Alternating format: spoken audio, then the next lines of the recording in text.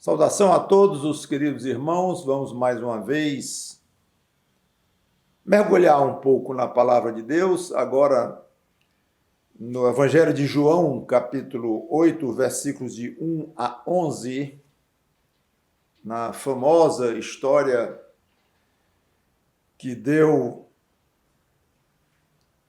o início à expressão atire a primeira pedra, tanto que o título que eu coloquei é Atire a primeira pedra, 3 pontinhos, se puder, como nós vamos ver aqui.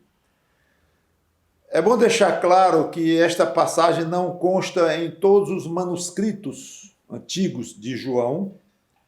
Algumas versões estão em parênteses, como inclusive a nossa aqui está em colchete, aliás, até do versículo 53 do capítulo 7, o último versículo do capítulo 7, até o versículo 11. O texto inteiro da história desta mulher adúltera está em parênteses. Pelo que eu estudei, e conforme o grande erudito F. Bruce, em inglês, ele afirma que é seguro considerar o texto como genuíno texto bíblico, e faz parte do cânon, sem dúvida. Mas não se sabe exatamente, não se tem certeza quanto ao evangelista que o escreveu.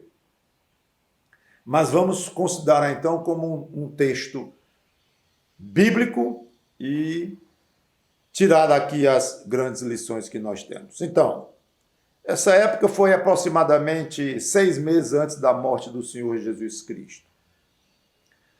Versículos 1 e 2. João 8, 1 e 2. Jesus, entretanto, foi para o Monte das Oliveiras. De madrugada, voltou novamente para o templo e todo o povo ia ter com ele. E, assentado, os ensinava. É provável que Jesus tenha passado a noite em oração lá no monte. Não está escrito, apenas que ele foi para o monte lá, passou a noite e voltou de madrugada para o templo com o propósito de ensinar. Então vamos aos versículos de 3 a 6. Os escribas e fariseus trouxeram à sua presença uma mulher surpreendida em adultério. E, fazendo-a ficar de pé no meio de todos, disseram a Jesus: Mestre, esta mulher foi apanhada em flagrante adultério. E na lei nos mandou Moisés que tais mulheres sejam apedrejadas. Tu, pois, que dizes? E isto diziam eles, tentando-o, para terem de que o acusar. Mas Jesus, inclinando-se, escrevia na terra com o dedo. Eles trazem, então, à presença de Jesus, né, uma pequena multidão, um grupo de pessoas, liderados pelos escribas e fariseus.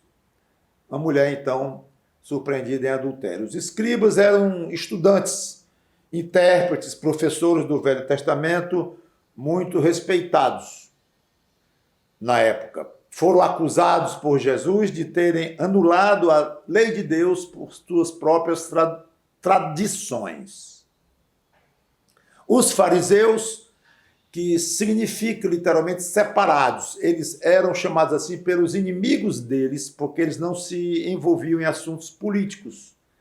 Eles passaram a existir no tempo dos Macabeus, lá em 150 anos antes de Cristo. Então, eram dois grupos muito fortes, religiosamente falando, em termos de autoridade, e eram guardiões da lei oral e da lei escrita. Especialmente os fariseus eram muito cerimonialistas, chamados por Jesus de hipócritas, e eram espiritualmente frios. Agora eles estão juntos aqui, formando um grupo de pressão muito forte sobre Jesus Cristo, e eles apelam para a lei de Moisés. Obviamente querendo se passar por justos, por corretos e obedientes à lei. Só que a lei de Moisés dizia que ambos deveriam ser apedrejados, mulher e homem, pegos em adultério. Está lá em Levíticos 20, versículo 10, que eu não vou ler. Mas é muito claro lá. Onde estava o homem?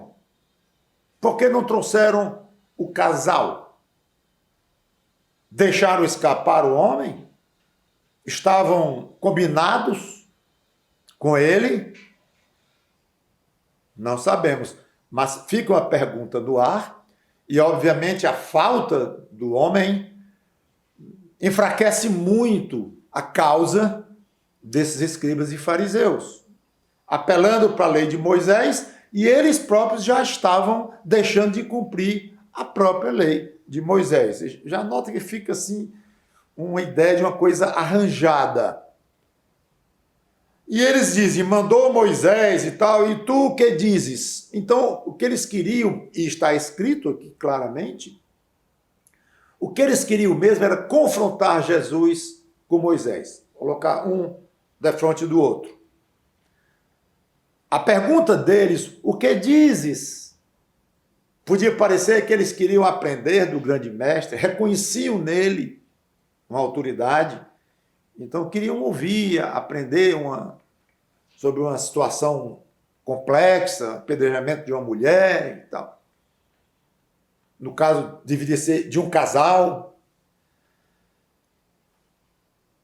Mas não era pergunta para instrução, não tinha nada a ver com isso. Eles queriam era ter do que acusá-lo. Eles estavam fabricando motivo de acusação. Foram muito astutos, porque se Jesus dissesse para não apedrejar, estaria indo diretamente contra a lei de Moisés.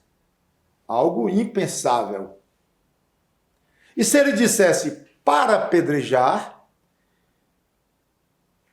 dois problemas. Primeiro, onde estaria o amor dele pelos pecadores? Eles iriam explorar, iriam por esse rumo aí, sem menor dúvida. Segundo, talvez mais perigoso, mais grave ainda, é que para decretar a morte, somente o sinédrio poderia fazer, que era uma reunião de 70 homens, autoridades do povo judeu. E mesmo assim, o sinédrio, depois de condenar alguém à morte por motivos religiosos, tinha que pedir autorização do governador, debaixo do jugo romano. Então não era assim tão simples. Se Jesus dissesse, pode apedrejar, ele estaria confrontando, afrontando, talvez seja melhor, todo um protocolo que envolvia dezenas de pessoas, inclusive a autoridade romana. Aí a gente pensa, o que Jesus vai fazer? Opção A, ruim. Opção B, ruim. Reação dele. Não respondeu. Nada. E começou a escrever na terra com o dedo. Vamos notar aqui, primeiro, a situação era tão hostil que Jesus não dirige uma só palavra aos fariseus, aos escribas, nem à mulher, nem ao povo, nada. Silêncio total. E perguntaram a ele, o que dizes? E ele não responde. Existem momentos, irmãos, em que o silêncio é a melhor opção. Pode ser que alguém seja interrogado e não responder, pode dar ideia de covardia, de medo, de astúcia simplesmente, mas pode ser sabedoria pura. Livro de Eclesiastes, capítulo 3, versículo 7, nós lemos assim, Eclesiastes, capítulo 3, versículo 7.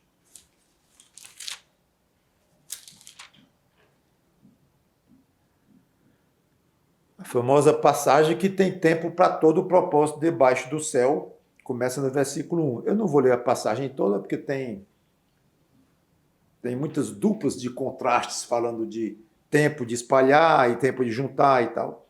Essa diz, tempo de rasgar o 7. e tempo de coser, quer dizer, costurar. Tempo de estar calado e tempo de falar. Impressionante como está claro aqui como é o valor de saber. Então não é que o caladão é sábio e o que fala muito é um tolo. Não. Tem tempo de falar e tem tempo de calar. Agora, sim, a Bíblia fala que estar calado é mais prudente e é até óbvio que corre o risco de dizer menos coisas para se arrepender depois, do que ser acusado depois. Então é mais prudente mesmo. Mas não significa que a pessoa calada é sábia e a que fala mais não é. Nesse contexto aqui, tem, e como o próprio Eclesiastes coloca, vai ter um momento de falar e falar de uma maneira clara, de uma maneira, às vezes, longa, de uma maneira curta, até a maneira de falar varia e tem a hora de ficar calado. O próprio Jesus, durante o seu julgamento, para não dizer seus julgamentos, porque ele esteve diante de várias autoridades diferentes, nas três anais, o sumo sacerdote Pilatos, governador da Judéia, e Herodes Antipas, chamado tetrarca da Galileia, em todos eles nós vemos o comentário claro, não deve ser por acaso, que nós vemos aqui em Marcos capítulo 14, versículo 60, ele diante de Anás, o sumo sacerdote, levantando-se o sumo sacerdote no meio, perguntou a Jesus: nada respondes aos que estes depõem contra ti? Ele, porém, guardou silêncio e nada respondeu. De fato, o texto diz que ele tornou a interrogar Jesus e Jesus então falou alguma coisa. Mas observe como Marcos registra, ele não respondeu nada. Detalhe, ele não respondeu nada diante da observação do sumo sacerdote, que ele já estava calado. Você não responde nada aos que ele acusam, mesmo assim ele não respondeu nada. Não somente aos que não acusavam, como ao próprio sumo sacerdote. Trancou quase totalmente. Como falei, no fim, falou alguma coisinha. Marcos 15, logo depois, nos versículos 4 e 5, diante agora de Pilatos, governador da Judéia, tornou Pilatos a interrogá-lo. Nada respondes? Eles se admiravam pela estratégia ou pela atitude de Jesus de nada falar. Nada respondes? Vê quantas acusações te fazem. Jesus, porém, não respondeu palavra, ao ponto de Pilatos muito se admirar. Lucas, capítulo 23, versículos 8 e 9, agora diante de Herodes Antipas. Lucas 23, 8 e 9. Herodes, vendo a Jesus, sobremaneira se alegrou, porque havia muito queria vê-lo, por ter ouvido falar a seu respeito. Esperava também vê-lo fazer algum sinal. E de muitos modos o interrogava. Jesus, porém, nada lhe respondia. Tudo bem, pastor. Hora de ficar calado e hora de falar. Jesus falou muito em muitas ocasiões. Claro, tem capítulos inteiros de João que são discursos dele. Quando ele acusou os próprios fariseus aqui, falou muito. Pastor, e qual é a hora? Ah, se eu soubesse. Ele sabia, mas eu não tenho essa sabedoria. A minha resposta é muito simples. Primeiro, saiba o fato bíblico que há momentos de falar e momentos de não falar.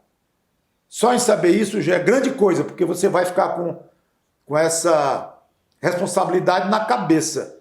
Qual é o sábio aqui? Falar ou não? Segunda solução, ou segunda parte da solução, ore a Deus constantemente. Não apenas na hora do aperto, que é bom orar na hora do aperto, é bíblico, tem alguns Orar a Deus em grande aperto. É lícito pedir a Deus, Senhor, me ajuda se eu falo agora ou não, se eu respondo ou não, o que eu vou dizer. Mas ao longo das suas orações, como um costume seu, especialmente se você é dos que falam muito, né? E se eu for me colocar numa categoria, eu vou me colocar aí, talvez infelizmente, eu gostaria de falar menos, ser mais discreto às vezes, mas a gente nasce assim e tem que ter cuidado com o que fala, até porque, como disse a Bíblia, mesmo diz que é mais prudente ficar calado. Então, o que fala mais tem que estar sempre muito mais atento. Embora o caladão também deve dizer, ou pedir, Senhor, que eu não me cale na hora de falar, porque será tão errado quanto.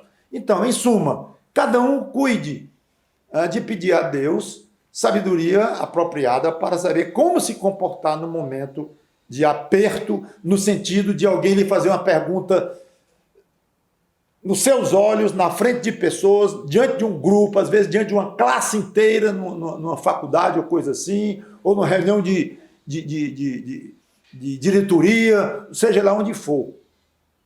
Peça a Deus sabedoria para falar ou ficar calado. Segunda observação aqui sobre a reação de Jesus de não falar nada e escrever. Ele não se dignou a aceitar ou iniciar uma discussão com aqueles escribas e fariseus, uma discussão teológica sobre a lei de Moisés, aprofundar ali. Não. Ele sabia muito bem os motivos deles. Ele não iria perder tempo com isso. Sabedoria pura. À primeira vista, puxa, Jesus perdeu uma oportunidade espetacular, um drama ali, uma mulher cabeça baixa certamente, envergonhada, encabulada, acusada de adultério, pega em flagrante mesmo, um grupo de autoridades religiosas, um grupo maior de judeus, de pessoas do povo, olhando, e os próprios escribas chamam Jesus para uma discussão espetacular. A lei de Moisés diz isso, o que tu dizes? Que oportunidade que Jesus tinha ali. Calado. Se abaixou e começou a escrever. Perdeu a oportunidade. A rigor, não perdeu. Porque não era uma oportunidade. Poderia parecer uma oportunidade, mas não era. Por quê? Porque o povo não iria ver uma discussão de alto nível, bem intencionada, honesta, sincera, das autoridades religiosas da época com o mestre Jesus de Nazaré. O povo não iria ver aquilo.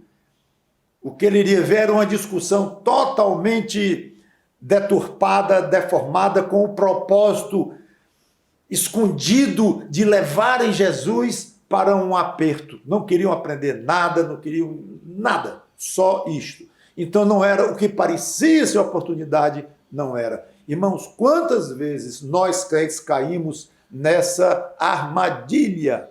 Eu já caí mais de uma vez. Por que eu fui responder aquilo? Eu poderia contar aqui, eu não vou falar que eu vou gastar tempo. Por que eu falei? Falei coisa séria, claro, achando que era uma oportunidade excelente de conversar sobre a Bíblia com alguém. Não era. Só agora me passam duas ocasiões na minha cabeça. Uma em Florianópolis, lá com o primo.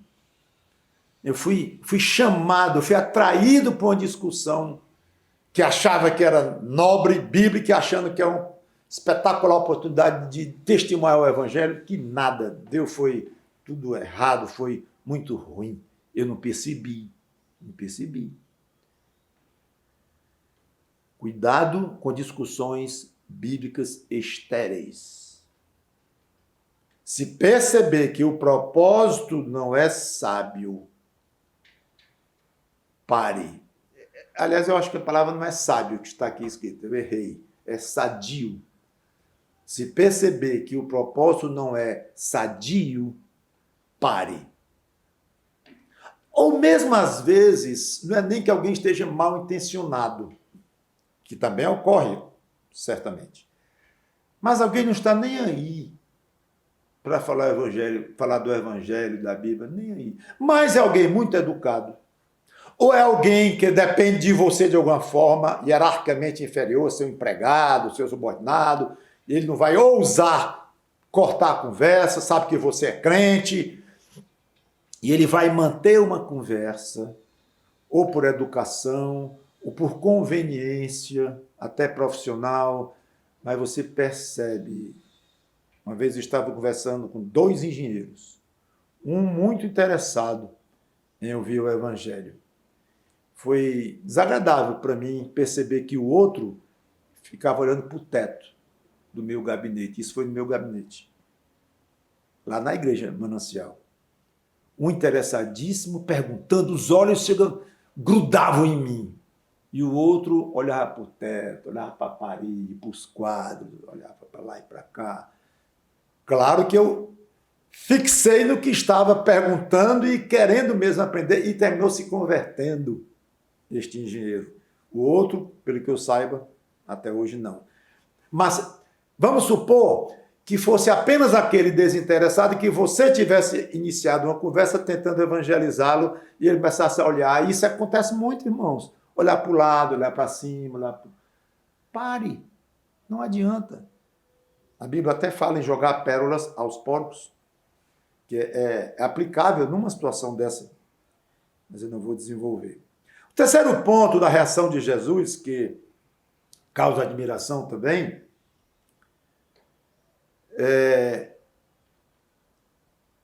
ele passou a escrever. Essa é a única vez que fala em Jesus escrevendo alguma coisa. E mesmo assim, com o dedo na areia. O que isso significa? Que a menor rajada de vento ia apagar o que ele escreveu.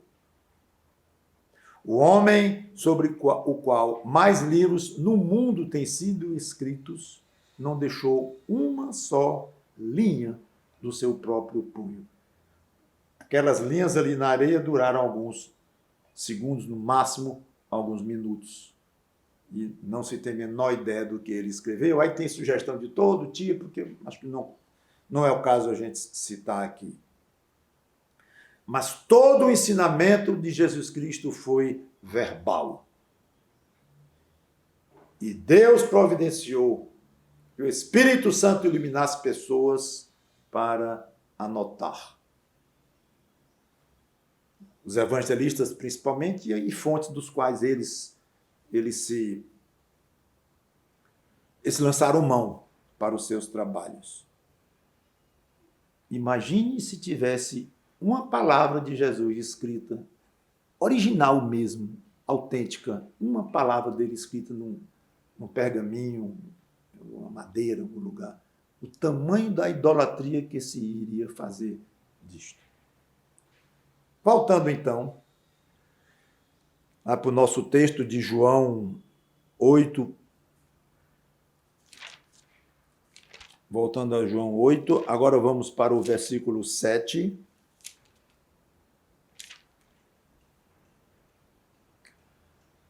Como insistissem na pergunta, então está Jesus aqui no chão, escrevendo na areia o que nós não sabemos.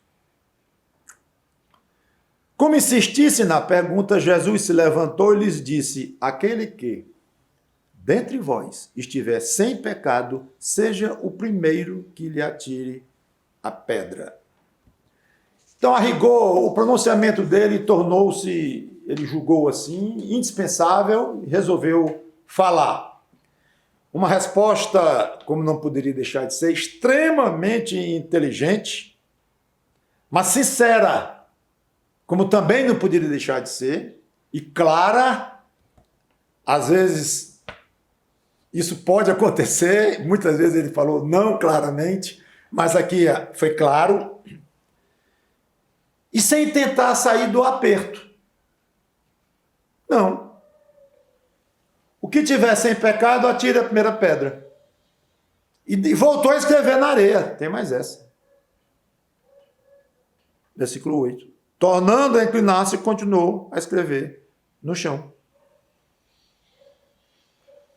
Ele apoiou a observância da lei, autorizando o apedrejamento, mas usando a sua autoridade divina, nesse caso particular, de impor uma condição para os apedrejadores que, por acaso, surgiriam. A condição era não ter pecado. Mas um momento. A lei tinha esta condição? Não. Não exigia esse detalhe. Mas aqui é uma explicação que nós, pregadores, estudantes da palavra de Deus, procuramos dar. A rigor, bastaria dizer, a lei não exigia esse detalhe, mas Jesus exigiu. Ele tinha autoridade. Ele era senhor do sábado. Ponto. Acabou. E às vezes nós temos que responder assim mesmo, quando é uma pergunta que a gente não tem a menor ideia da resposta. E acontece. Mas aqui há uma pista, sim, uma forma racional, ou bem, não que as outras são irracionais, mas ao nosso alcance de ter a resposta, ou uma sugestão, pelo menos, é que a lei estava sendo tão deturpada no seu aspecto básico, que era o espiritual, que não tinha sentido obedecê-la aos pedaços. Obedece aqui e não obedece ali. E ainda mais por motivos totalmente escusos, cínicos, como era o caso aqui dos escribas e fariseus. A lei foi feita para ser seguida por um povo sincero, temente a Deus, onde as cerimônias, os sacrifícios fossem feitos de uma maneira honesta, como uma consequência natural do que se passava no coração. Era para ser assim, o cumprimento da lei. Mas não estava acontecendo coisa nenhuma disso. Então, ao mesmo tempo em que ele respeitou a lei, Jesus mostrou que nenhum deles estava em condições morais, espirituais, de aplicar uma punição a outro. É isso que ele fez. Então, ele fala, aquele que dentre vós estiver sem pecado.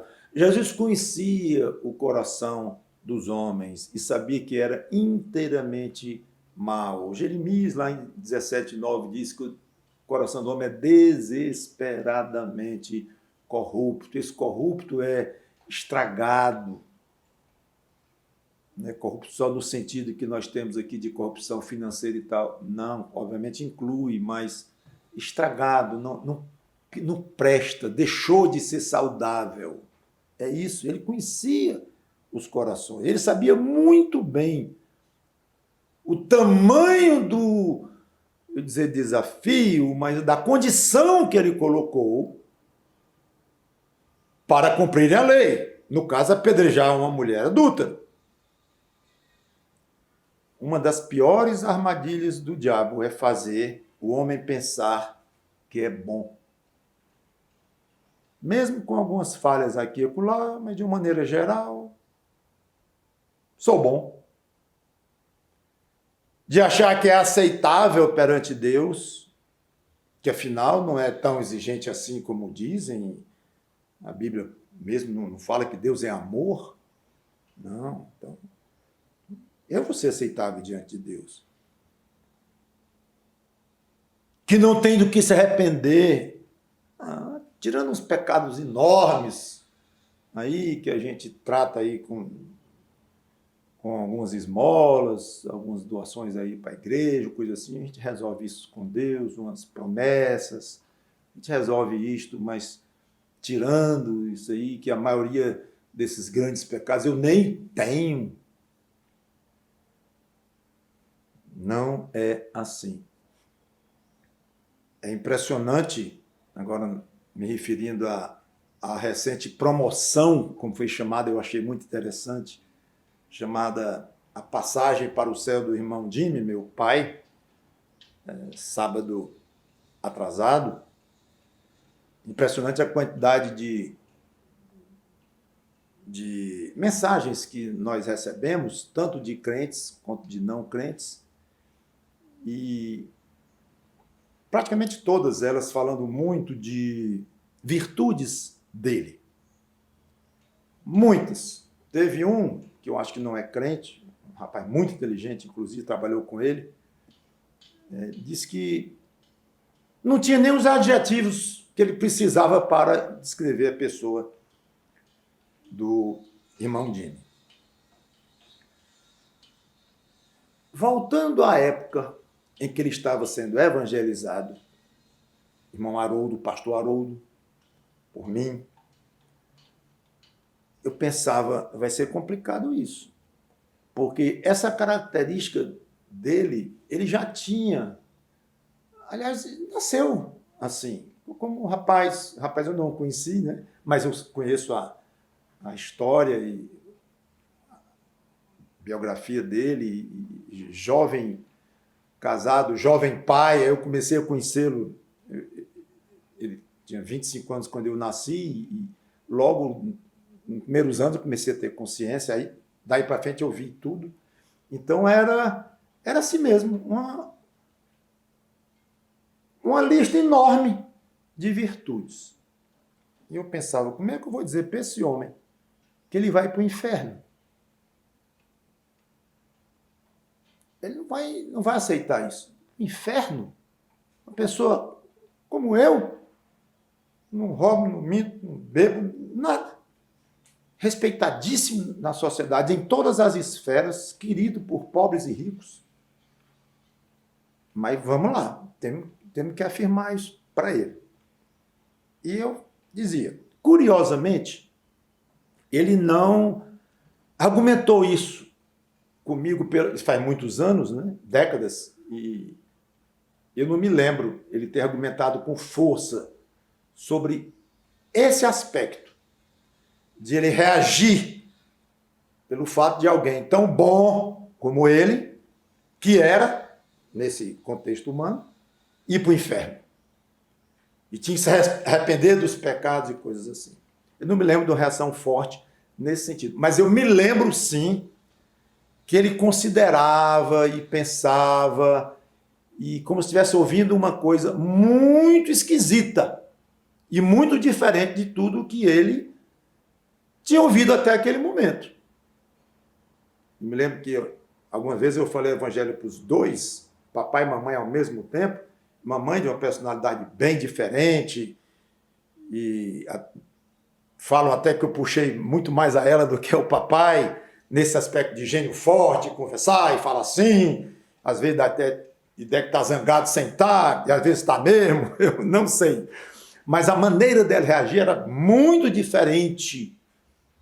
Perguntas boas também, reações interessantes, reações válidas, e terminaram, graças a Deus, os dois crentes. Mas ele ficava calado, ouvia ali, considerava, fazia perguntas, mas eu notava que deveria estar havendo uma revolução dentro dele. Mas orávamos e pedimos a Deus para que convencesse aquele homem tão bom que ele era um miserável pecador e precisava se arrepender e se entregar ao Senhor Jesus Cristo. Muito bem.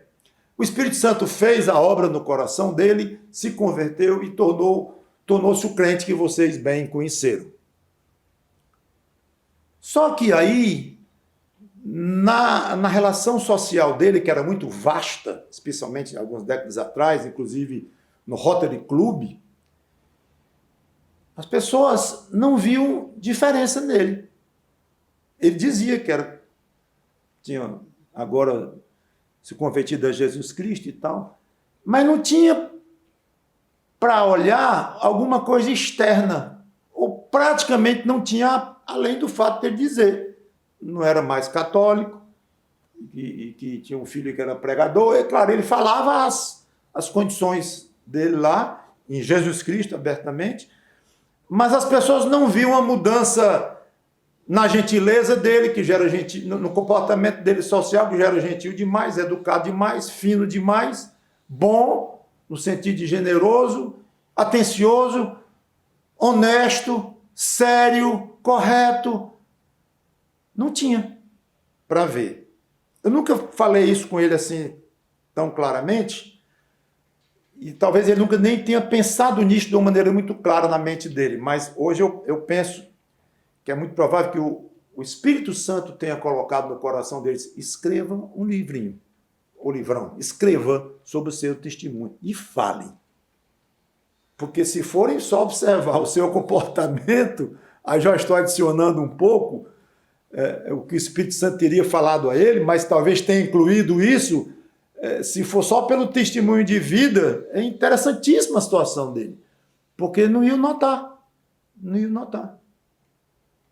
Aí ele escreveu um livrinho, Origem e Destino, e distribuiu, e realmente teve a oportunidade de mostrar por escrito o que ele sentia por dentro, que ele dizia que ele era por dentro, quem era Jesus Cristo, o que Jesus Cristo fez por ele.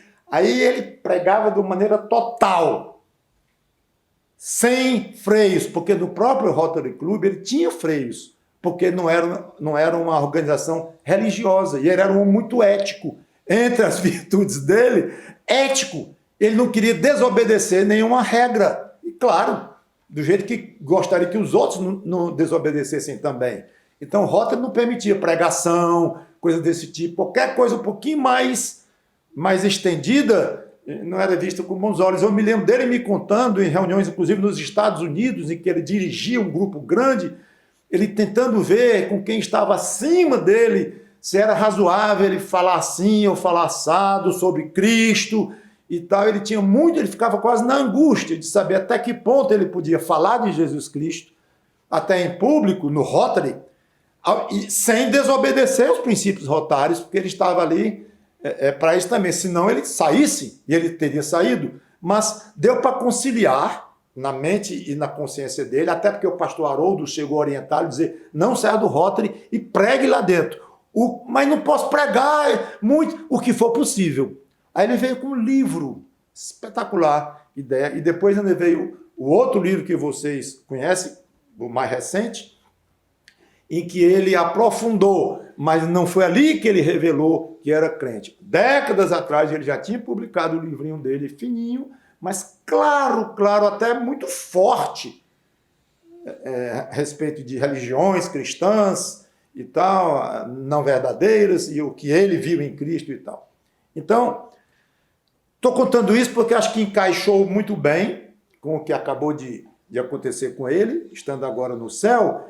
E quando eu falei essa frase aqui, uma das piores armadilhas de Satanás é fazer o homem pensar que é bom, que é aceitável perante Deus e tal. Certamente ele pode ter sido vítima dessa armadilha durante muito tempo. E seja como for, Deus o arrancou de lá. E fica uma lição de evangelismo para nós valiosíssima. Se encontrar um Jimmy Clark por aí, não se deixe intimidar de dizer o que precisa ter dito. Mesmo que haja uma reação mais forte, que a dele nem foi tão forte como eu disse, era mais ficar calado e meditar, mas se houver alguma mais forte, alguém se dignar e tal, aguente e diga as palavras com cuidado, mas é a palavra de Deus, irmãos, que tem que ser pregada. Você está querendo insinuar que se eu não aceitar Jesus, eu vou para o inferno? Não, eu não estou querendo insinuar, eu estou afirmando, com todo respeito ao senhor, senhora, sei lá, consideração e tudo, mas eu tenho que dizer isso, porque foi Cristo que disse. Afinal de contas, Cristo veio morrer por quê? Assim não teria sentido se você for para o céu sem Cristo. Para que ele veio? Bom, eu já vou começar agora a evangelizar e não é o caso aqui. Então, cuidado com essa armadilha da qual você, irmão e irmã em Cristo, já escapou, eu escapei, irmão Jimmy escapou, irmã Carminha escapou, todos nós crentes escapamos, mas tem milhões que estão agarrados nesta armadilha e você pode ser utilizado por Deus para tirar alguns dela, como o pastor Haroldo foi com relação ao meu pai e eu próprio tive esse alto privilégio. Versículos 8 e 9. Voltando ao nosso João 8. E tornando a inclinar-se, então lembrando que ele se levantou, disse: aquele que que não tiver pecado, atire a primeira pedra. E, tornando a inclinar-se, continuou a escrever no chão. Mas, ouvindo eles esta resposta e acusados pela própria consciência, foram se retirando um por um, a começar pelos mais velhos até aos últimos, ficando só Jesus e a mulher no meio onde estava. Ele encerrou o assunto e voltou a escrever na areia. Então, acusados pela própria consciência, observe primeiro o poder perscrutador da palavra de Jesus. Ele atingiu o alvo em cheio. Ele não acusou ninguém de estar sem pecado. Todos aqui são pecadores, nenhum daqui tem direito de apedrejar esta mulher, não. Ele poderia ter feito, e com razão e com propriedade. Mas ele julgou melhor fazer diferente. Apelou para a consciência deles. E aí que eu digo, o poder perscrutador da palavra de Jesus foi fundo. Se estiver sem pecado, atire a pedra. A primeira. Aí diz, acusados pela própria consciência. A consciência deles, de cada um deles, devia estar muito pesada. Então, Jesus acertou o motivo, o propósito principal, pelo menos das autoridades lá, não era cumprir a lei, porque a lei de Moisés exigia isso para a santidade do povo. Não. Estavam em pecado mesmo, as autoridades e os outros. Mas especialmente, eu estou jogando, não é que especialmente as autoridades estavam em pecado, não é isso. Mas especialmente o pecado deles ficou mais grave, porque eles estavam querendo matar uma pessoa e com a consciência doendo, um absurdo. Observaram a expressão um a um? Não foi uma retirada em massa, comandada por algum líder, um fariseu. Pessoal, vamos embora, aqui não tem futuro não, isso aqui ele está enrolando a gente e tal, sei lá o quê. Mas algum líder fosse à frente e os outros debandassem atrás. Todo mundo foi embora junto e encerrou tudo, acabou. Poucos segundos não tinha mais ninguém lá e só Jesus e a mulher lá. Não. Um a um. Ou seja, por constrangimento absolutamente pessoal.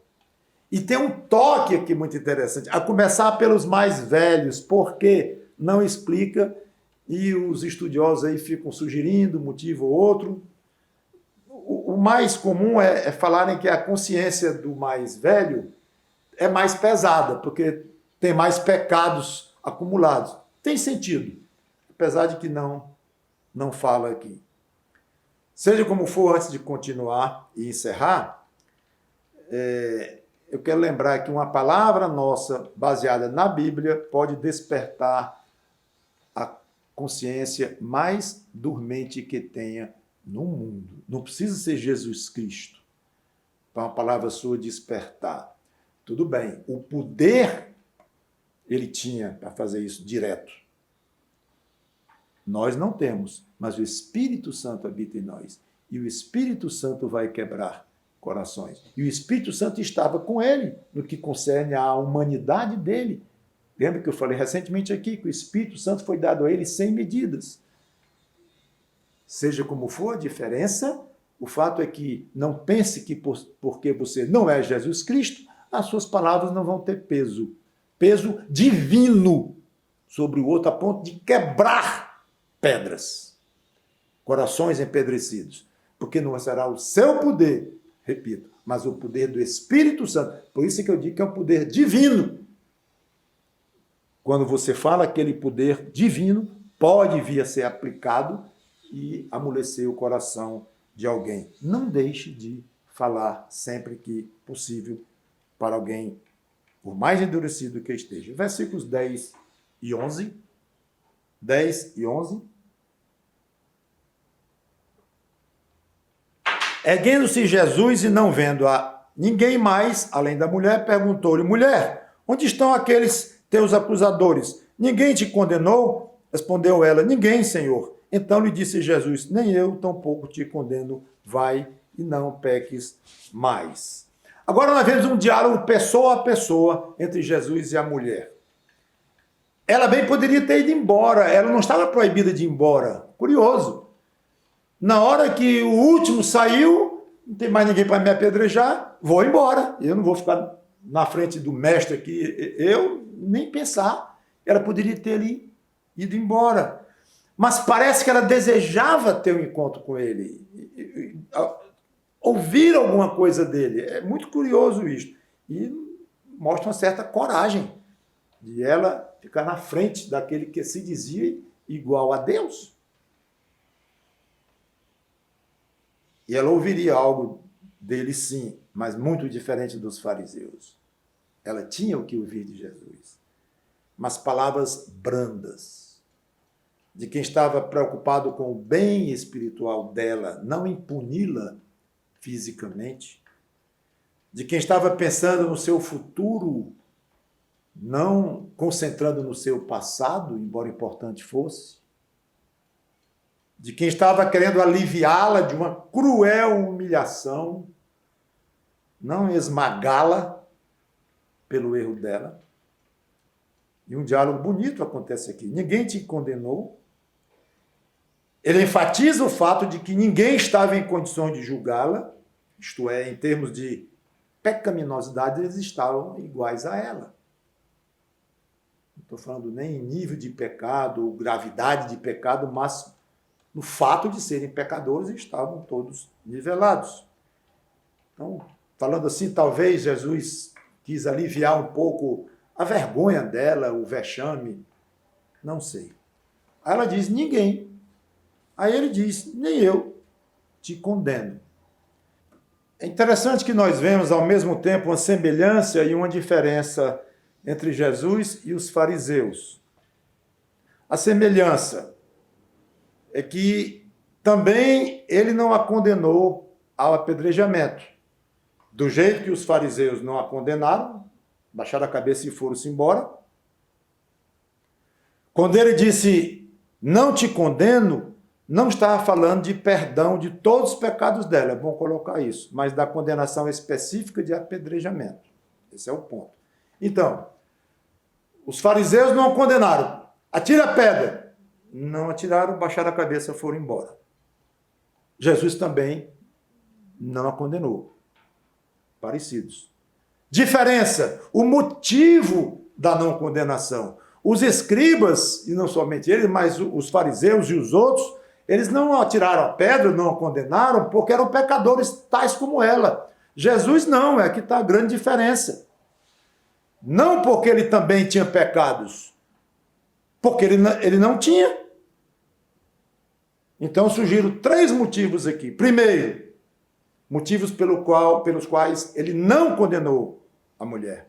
Primeiro, há muito tempo a lei havia sido deturpada. Já comentei isso.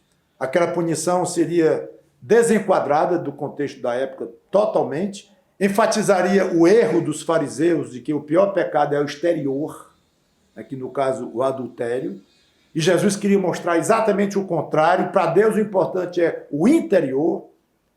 Então o apedrejamento não iria contribuir para essa correção importante que Jesus queria fazer no conceito de pecado. Contraste do exterior com o interior. Segundo motivo, porque o propósito dos fariseus era mau, como já comentei. Não era para melhorar o nível moral, espiritual da cidade, mas era apenas para colocarem Jesus em um aperto. Terceiro, e o mais importante, Jesus estava preocupado com a alma daquela mulher. Ele queria dar uma oportunidade a ela e fez uma proposta especial. Ele deixaria de lado a punição legal que ela merecia e ela trataria de viver uma vida diferente dali para frente. Veja o final, que é importantíssimo. Vai e não peques mais. Isso quer dizer que ele qualificou claramente a mulher de pecadora. E ele não disse, vai e não adulteres mais. O adultério era apenas uma maneira, entre muitas outras, certamente, mas uma maneira de externar o pecado que ela tinha dentro de si. E quando ele diz não peques mais, ele fala de uma maneira geral. Ela precisava de uma vida nova, de mudança radical na sua vida. Então ela teria dois caminhos a escolher. Primeiro, não ouvir, não aceitar a proposta e continuar na mesma vida de pecado, incredulidade, desobediência. Segunda opção, acatar as palavras de Jesus e, por fé, arrepender-se profundamente de seus pecados, crer em Jesus como aquele que poderia lhe perdoar, como ele estava fazendo ali, e salvar, e obedecer à ordem dele para levar uma vida diferente e sem pecado, como ele estava fazendo ali, repito. Tinha duas opções. Uma observação muito importante antes de finalizar. Jesus deixou de condenar a punição na terra daquele pecado específico. Aquele pecado, como qualquer outro pecado cometido por qualquer ser humano, um dia seria cobrado pela justiça divina. Se ela não ouvisse a Jesus, não aceitasse o que Jesus propôs a ela, ela pagaria por aquele pecado, sim, no inferno. Ela deixou de pagar na terra o que a lei exigia, no caso, o apedrejamento que ele dispensou. Mas a parte de Jesus Cristo, ela iria pagar aquele pecado e todos os outros que ela viesse a cometer, sim, no inferno. Mas se ela obedecesse e cresce nele, o que aconteceria com aquele pecado? Essa pergunta é muito importante. Se ela aceitasse o que Jesus disse, não peques mais, ou seja, mude de vida, totalmente, isso incluía, claro, uma entrega a Deus, uma entrega ao próprio Jesus Cristo. Se ela obedecesse e cresce em Jesus Cristo, então aquele pecado seria esquecido por Deus. A gente esquece. Não, absolutamente não. Aquele pecado seria um dia cobrado dele próprio na cruz. Irmãos, isto é de uma beleza que não dá para descrever. Era como se ele lhe dissesse: arrependa-se, creia em mim, mude de vida, leve uma vida voltada para Deus, que eu me responsabilizo por esse pecado do qual você escapou agora de ser apedrejada, adultério. Eu me responsabilizo, eu pago o seu pecado. Pode ir para casa. Irmãos, irmãs, ele fez isso com você. Ele fez isso comigo. Nossos pecados não foram perdoados de graça. Deus não deixou passar. Foram perdoados, mas a um custo altíssimo. Eu pago os pecados do Mauro. Eu pago os pecados do Jimmy, do Haroldo, do apóstolo Paulo, seu, de todos aqueles que aceitarem a ele próprio Cristo como Salvador. Muito belo. Que proposta Jesus fez a ela? Nós não sabemos a resposta, a gente fica torcendo para que ela tenha sido salva, só vamos saber lá no céu. Mas essa proposta está sendo feita até hoje a todo pecador. Foi feita a você um dia. E você, sendo crente, mostra que você aceitou, graças a Deus. Mas você está passando essa proposta adiante. Você está levando essa mensagem, que é o evangelho puro, isto, à frente. Espero que sim. Deus nos abençoe e vamos orar. Obrigado, Senhor Deus, pela tua palavra, que o teu Espírito Santo nos ajude a aprender tantas coisas com a história dessa, em que o Senhor Jesus Cristo foi o centro. Em nome dele te pedimos e agradecemos. Amém.